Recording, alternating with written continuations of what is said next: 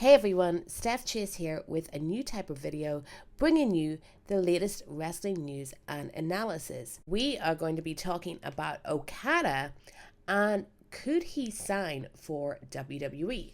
Now, Okada, of course, for the past decade or more has been New Japan's top star, but earlier this week, Sports Illustrated reported he is set to become a free agent in 2024. He had been under a long-term contract with NJPW, but it's about to expire. Now, of course, previously, the idea of Okada leaving New Japan would have been unthinkable, but according to Sports Illustrated, he's said to be seriously entertaining the possibility of wrestling for a different promotion. So, where would Okada land outside of New Japan?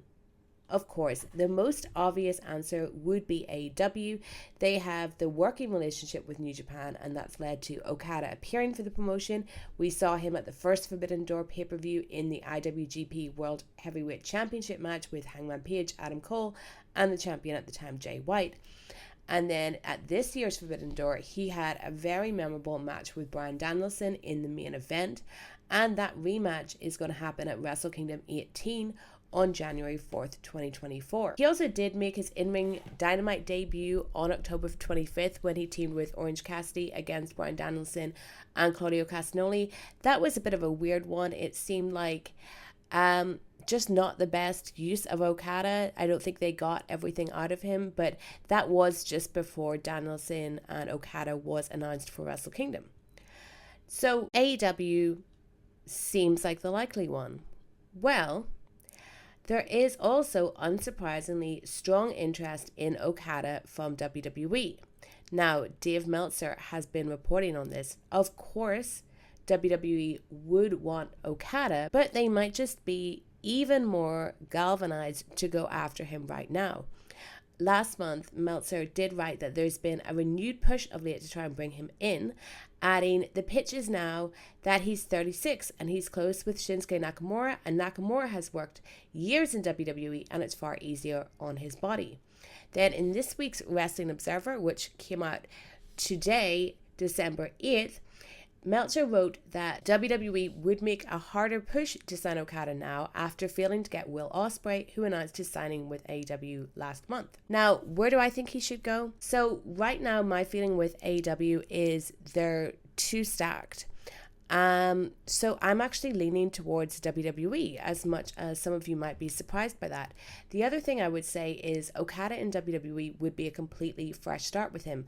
I think AEW's relationship with New Japan is awesome, but if he comes into AEW, the audience has already seen him. They won't change anything about him. Like, look what they did with Jay White. They even had to make a little Bullet Club faction for him. He didn't even get a refresh with the jump that he made.